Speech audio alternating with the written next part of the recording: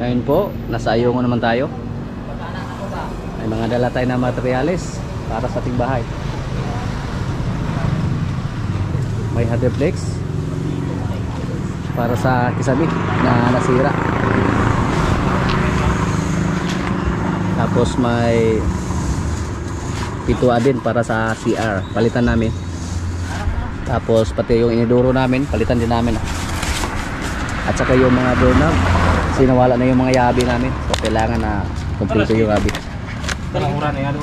para ibigay natin sa mag-upa sa ating bahay dito.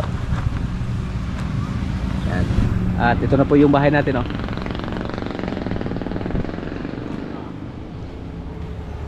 Siguro last week na namin ngayon.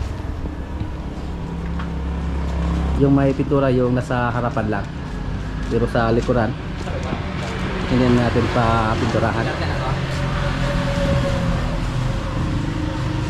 At napakalaki po yung gastos natin mga kaprobinsya pag magpatrabaho tayo ng bahay, lalo na ngayon pag magpagawa tayo ng bahay na napakataas na ng mga materyales. Yung labor ng panday napakamahal na. Dati po medyo mura lang nung paggawa tayo dito. Yung mga simento mura lang, at saka yung mga kabilya o mga round bar, kahoy mura lang. Pero ngayon napakataas na. Sa ngayon po pag paggawa tayo ng ganito kalaking bahay, medyo napakalaki na po ng gastos dahil sa napakamahal ng mga bilihin. Maganda na yung bahay natin, oh. Yan na pinturahan, lalo na pag mapinturahan lahat, pati yung kisame sa itaas at sa likuran. Pero wala na tayong budget. Ito po, palitan natin na hardplex kasi nasira. May nag-comment po dati baka tumulo daw yung bubong natin. Okay na yan mga kaprobinsya, yung bubong natin. Nung una palang punta natin dito, napalagyan na natin ng mga pantapak kasi medyo luma na yung bubong natin, matagal na yan. Yung bahay natin na paggawa natin to, or na ipatayo natin sa year 2013 pagkatapos ng lindol.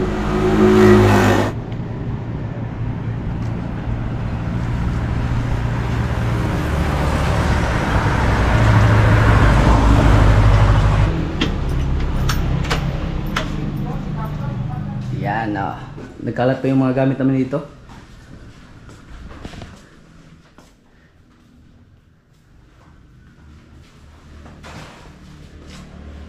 Ayos na yung kwarto. Ito yung palitan natin, oh. Medyo nasira. Pati yung iniduro dyan, palitan yan.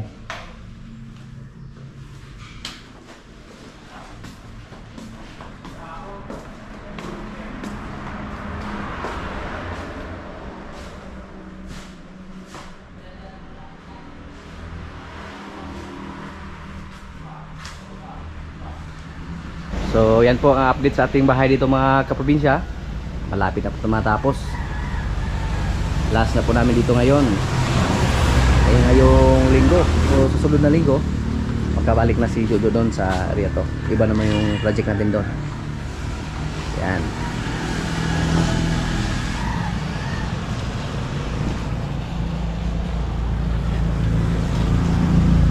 Mga kaprobinsya, sa area to naman tayo ngayon. Pasensya na po sa boses natin. Mukhang may ubo tayo at saka sipon. Puntahan ko natin yung ating mga kalabaw doon. Sila si Jane, Tisoy at Taluma.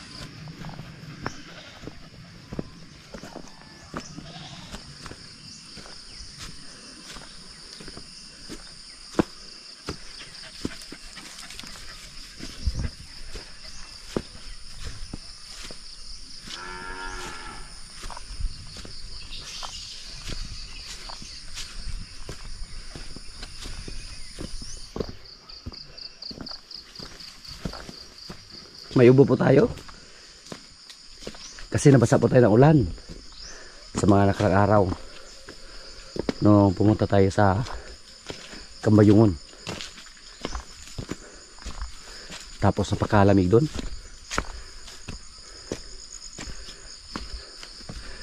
Yun po siguro ang dahilan kung bakit tayo napaos.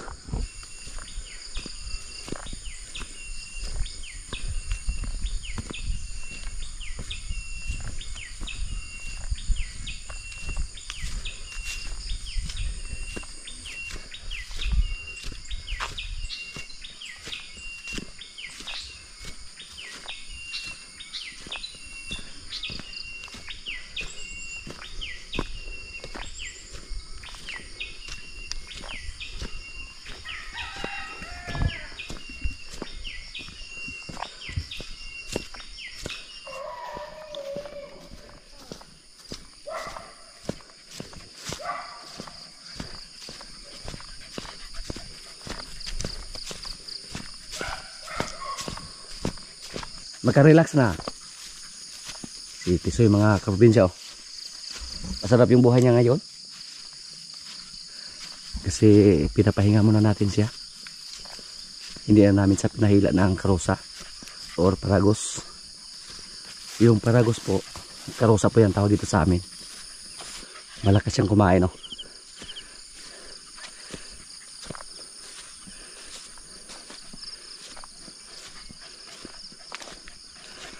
Dati po yung nilagay namin dito yung ating mga baka, pero malapit na po sila mga anak, kaya dinala namin dun sa kubo. Yan si Tisoy.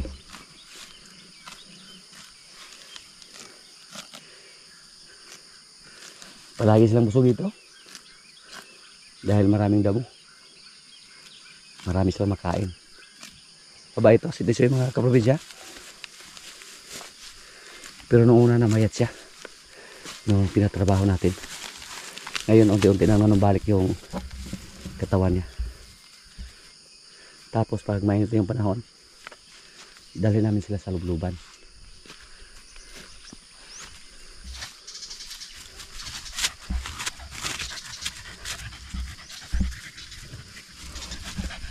At si Jin, oh.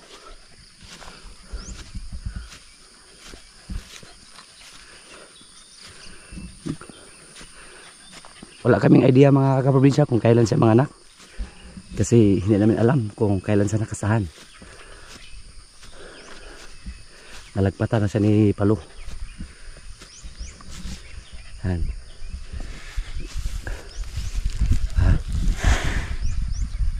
Relax.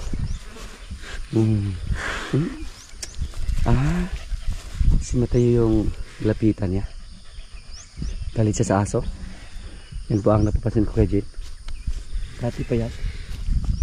At yung tiyan niya mga kaprobinsya, yung didi niya malaki na. Yan.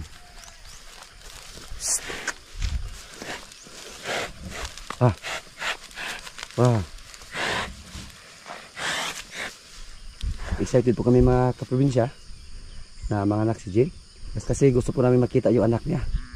Kasi yung hinala namin na nakakasa sa kanya si Palo. Sana magmana kay Palo. Yung didi mga kaprobinsya. Yan. So klarong klaro na buntis si Jin. Galit siya sa aso. Lalong tumapang to si Jin pag may anak na siya. Ayaw to magpalapit ng mga aso. Ngayon pa lang nawala siyang anak, pagka-defensive na niya. Lalo na pag may anak siya. Hindi pa nga natin alam, baka manuwag po ng tao pag may anak siya. Katulad ni Basya at ni Bitang. Palagi siya nakatingin kay Mateo. Yan.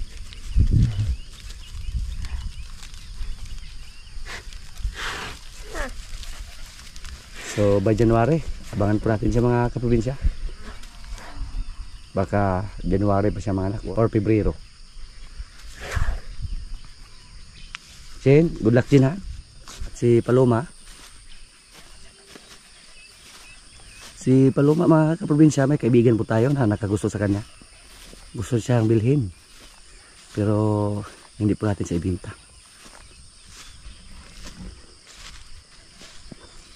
Pag hindi na busy si Palo, pwede natin pagsamahin si Paloma at si Palo para makasahan ba katulad ni Jean. Yan o. Gusto natin makita yung lahi ni Paloma.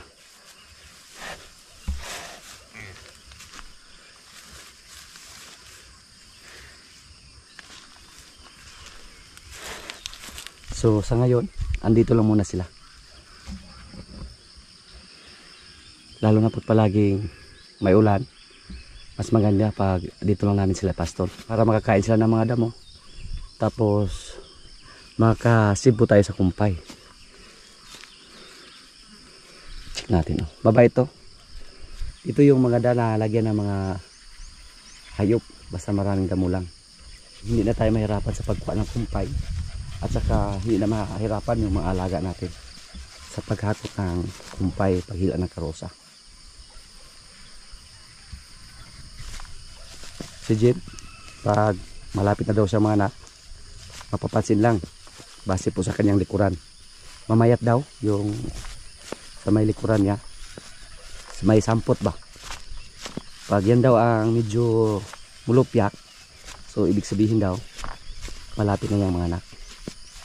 Pag mapansin ni Brod na malapit na siya manak, dalhin lang siya doon sa kubo natin para mabantayan. Hindi pwede pag dito lang si Jen hanggang manak siya kasi matarik yung area. Basta may ulan lang mga kaprobinsya dito sa amin, hindi lang kami masyadong problema sa pagkain ng aming mga alaga. Kasi yung mga baka natin na medyo native sila, si Basya at yung pula, si Bitang, pwede naman namin sila ipasol dito.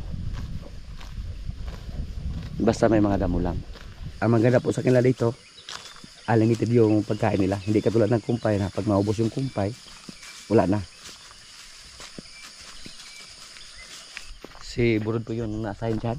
Siya yung tagapasol sa ating kalabaw dito.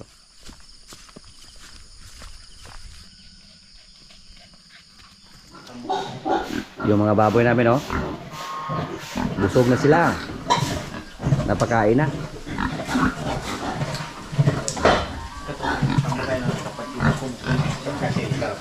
Sa sinta kapir na guys ha.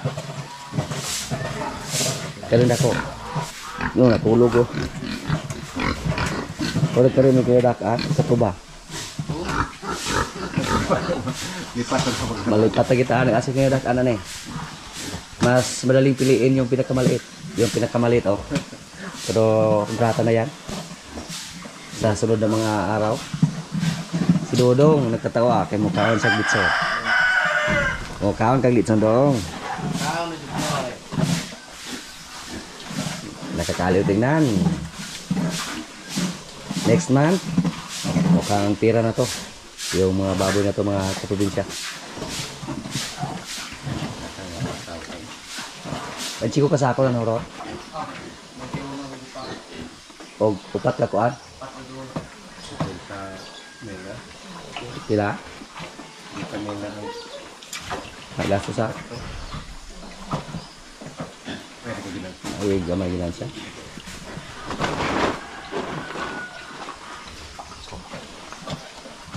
Muna yung say tsadang halibangan ba, nakakatanggal ng stress at the same time tiam-tiam ta daw. Tiam-tiam ta. Sana tumaas yung presyo ng baboy. Marami nang nangumusa sa ating baboy dito kung ibinta na ba natin. Lalo na yung baboy natin dyan na pang-lechon.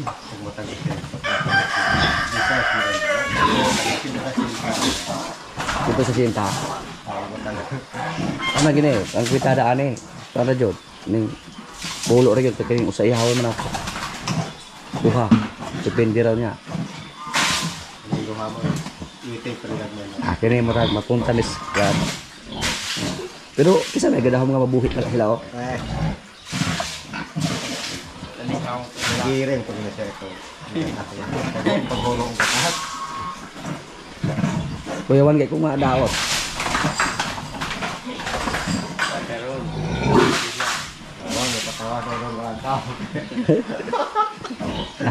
Lami ka daw. Nalato na kagbaka dong. Kasi dako daw. Ito. Kanaga lohod. Dako kani. Mura mo ik mamaon na kadako ato nagbaligya atong namgar no. Kasi Pinta ito ulo pinta ito. Pinta kami. yung pag-alaga ng hayop mga kaprobinsya, swertihan lang. Ayun po, nagpatingin tayo kasi papalapit yung kuan. January. February. Sa mga buwan na yan po ang panahon na magsitaasan yung presyuhan ng baboy. Pero pagdating ng June, July, August, bumaba na yung presyo. Kasi wala nang kuan. Wala nang mga pista. Tapos, hindi na season sa pag-harvest ng tubo. Kasunod, na para sa ating mga inahin, ibinta lang natin yan. Kung sakaling nabuntis lang 4, pwede ibinta natin, pwede pang lechon. Di ba dong? Nakakaaliw lang pinan yung ating mga alaga. Nilagyan na po ng gulong kasi hindi sila kasya sa kailang pakainan dito.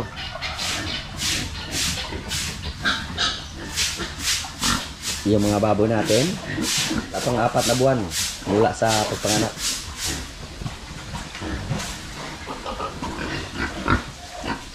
Pero malapit na. At yung baboy, kailangan ibita natin sa loob ng mga 4 at kalahating buwan bago natin ibinta. Para insakto sa edad ba.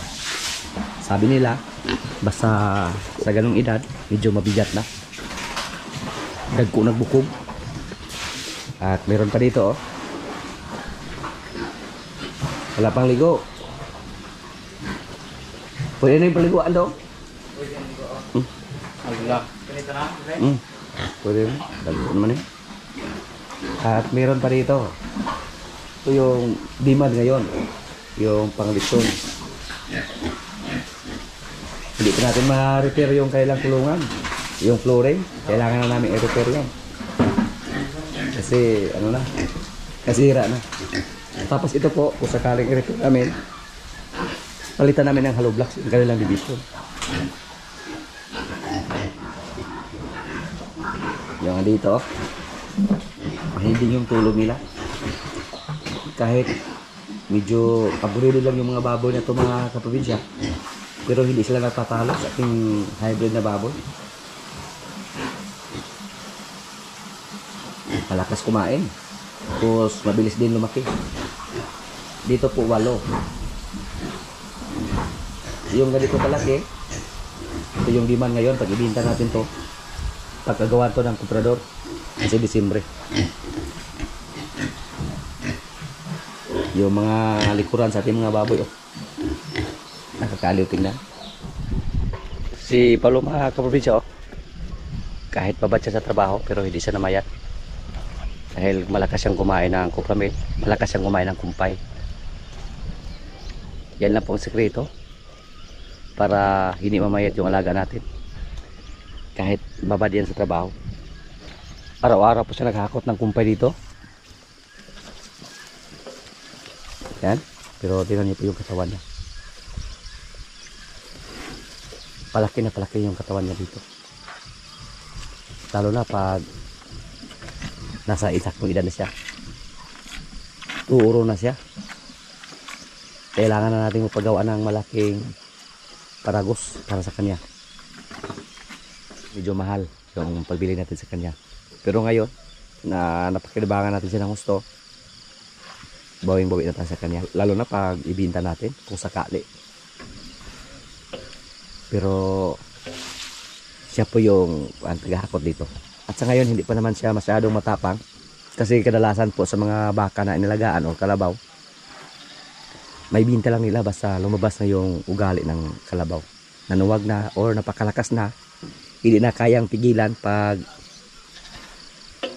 makakita ng ibang kalabaw. Yan na po ang time na dispatcha nila yung kanilang mga kalabaw.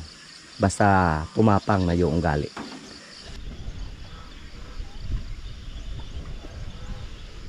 Nagpasakay to. Pero dati, muntik nang sumuko si Bro Bonifacio dito. Ayaw niyang humila ng karosa. Gusto na sana ni Brod na ibinda to, pero kami po hindi namin siya sinukuan. Ginawa po namin yung suggest sa ating mga followers na takpan yung mata para hindi siya makailag at effective naman.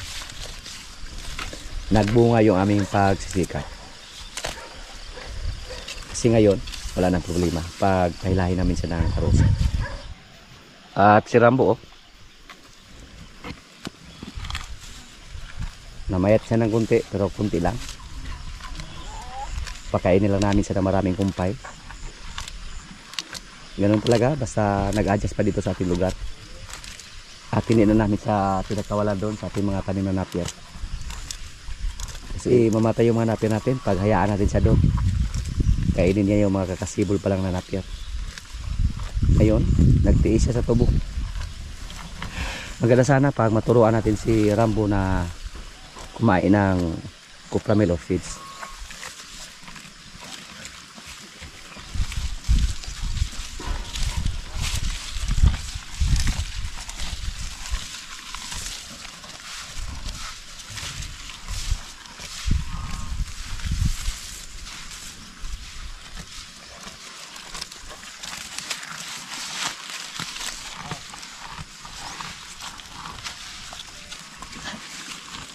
Ang grupo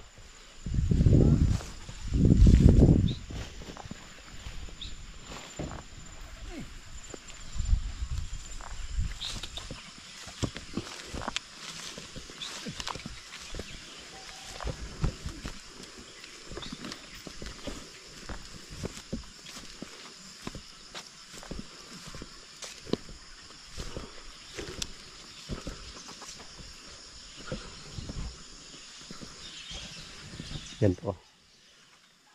Tuloy sa pag-araro yung kaibigan natin na bird passer. Ito po, pinararo natin para taniman natin ng luya. Mag-luya farming tayo. Kahit kalahati lang dito yung mataniman natin pag kukulagin tayo sa similya, sa binhi.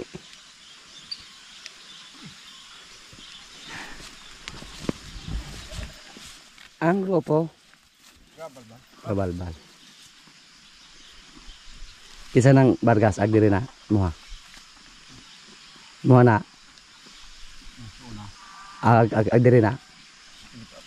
Katong ipadok-dok na to. Okay na kayo? Pag ito ayaw ni Brod. Minus. Naka-parking ra. Humok kayong ganoon sa kayo ulan. Dili pod kulpit.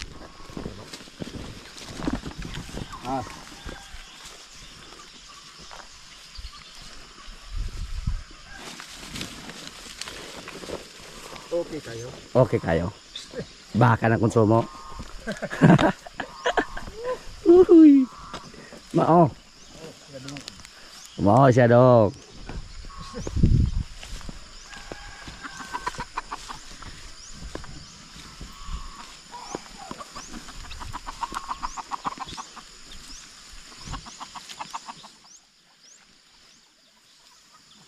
Og mama ni ani ara kay birahan. Katiyoson to ba? Para para og magtanong ta makasugod ta dito. Pangitaan yung mga maayong panjod, maayong diskarte ba? Basta mga bird passer, ganun yan.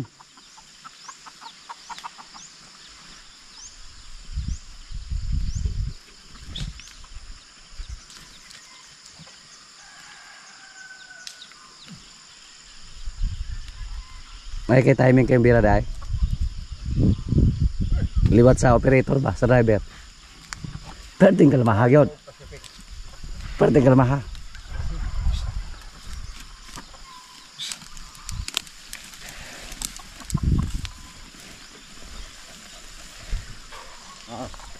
Si Jen, nakapahinga din si Jen sa pagtrabaho.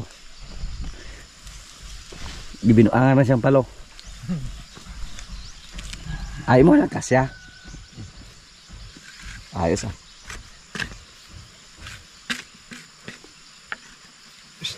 Diyan ka magaling.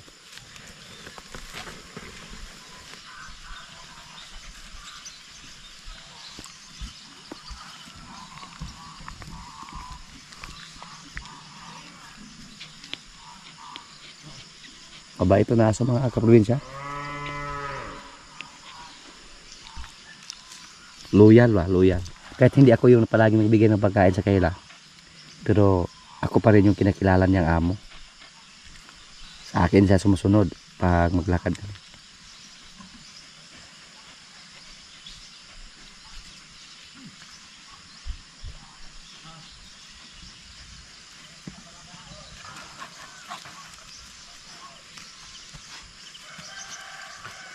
Noong una po, sa area na to, balak sana natin na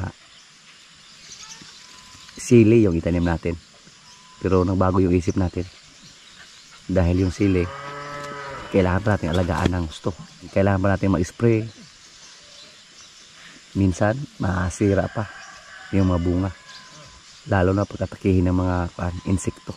At naisipan ko po na instead na sili, subukan natin na magtanim ng luya.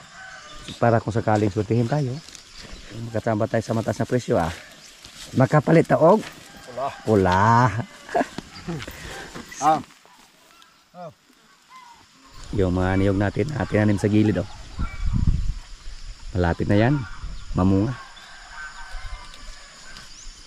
Yung binhi natin dyan sa ating luya nasa mga 40 kilos. Nag order pa tayo kasi sabi po sa ating mga kasama nito yung 40 kilos napakaliit lang ang matiniman natin. Sabi ng isa natin kumpare na nangailangan daw tayo ng mga 250 kilos sa ganito kalaki.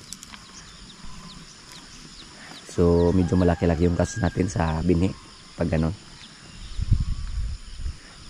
Try natin na taniman dito ng mga 200 kilos lang. Yun po ang target natin, 200 kilos na binhi. Sana magsasis tayo dito. Ang grupo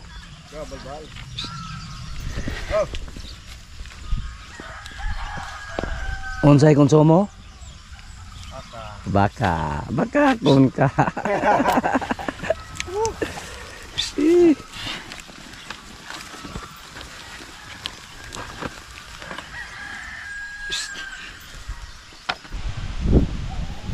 Yung mga tanim natin dito na mariragwa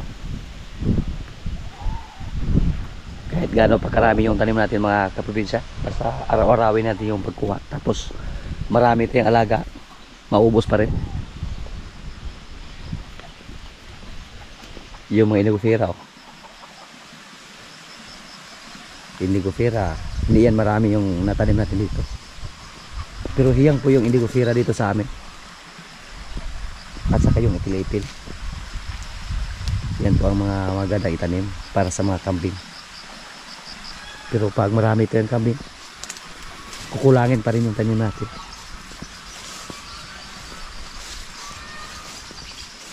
Mga kaprobinsya, kaya na po yung ulam namin ngayon baka, may kanin. Lord, maraming salamat sa pagkain. So kaya na mantin na nag-adobong baka. Baka rosa kay sigado na may nagsaway na to nga sige ko tang tilapia o grabe. Sige lang mong tilapia o grabe. Inot tayo mo ba karon baka man ni ron. Kumpra tag bakas bahit. Kumprahan. Pos ka mukpaa.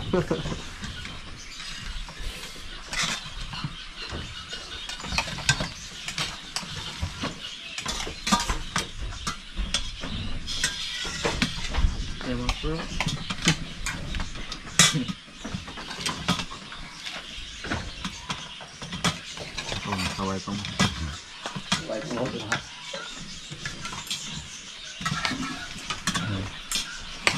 Ay, salamat dito.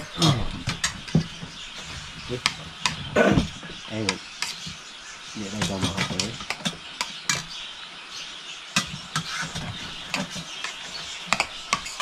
Certes, tatayo na ito, wala marisa, kailan ang mapahan. Kung sila yung pagkikitan, tatayo na ito nila. Ay, kilain nga. Ay nasa teatro ron, kaya ito yung pagkikitan.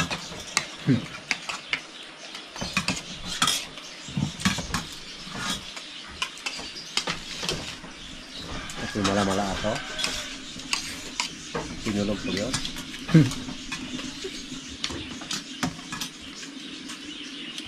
Yan ang bahay.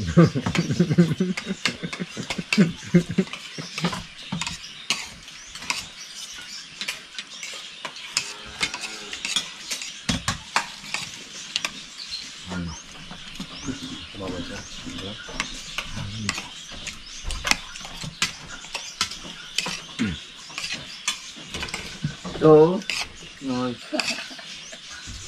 Makatingin ka daw. Okay na ka sa baka daw kasi mana daw.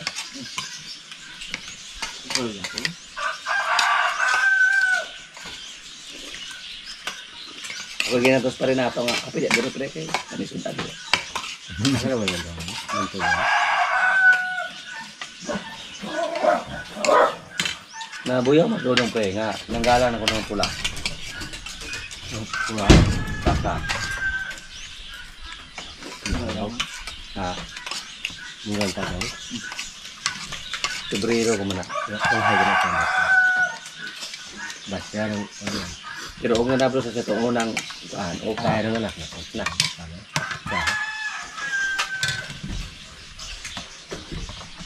Ikan itu. Tangkang ba? Pinamaba ka doon.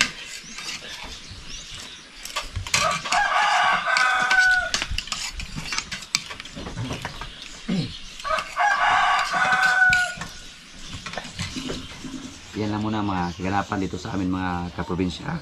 At maraming salamat po sa palagi niyong pagsubaybay sa aming mga video. Maraming salamat din sa ating mga silent viewers, sa mga kaibigan natin na nasa pumatsa na palagi nanonood, sa mga palagi nag-comment, sa mga likers. Maraming salamat po. Shout out muna sa ating mga kaibigan dyan. Shout out kay Ruel Lanusa from Carcar City. Shout out kay Ronald Hernandez. Shout out kay Willie Reyes from USA, California. Shout out kay Maricho Niba from Palma de Mallorca, Spain. Shout out kay Oscar Adona from Kuwait. Shout out kay Roy Umali. Shout out kay Sir Norman Pulique. Shout out kay Julian Pacquiao. At sa mga hindi ko po na shout out na lang po sa inyong lahat at maraming salamat po.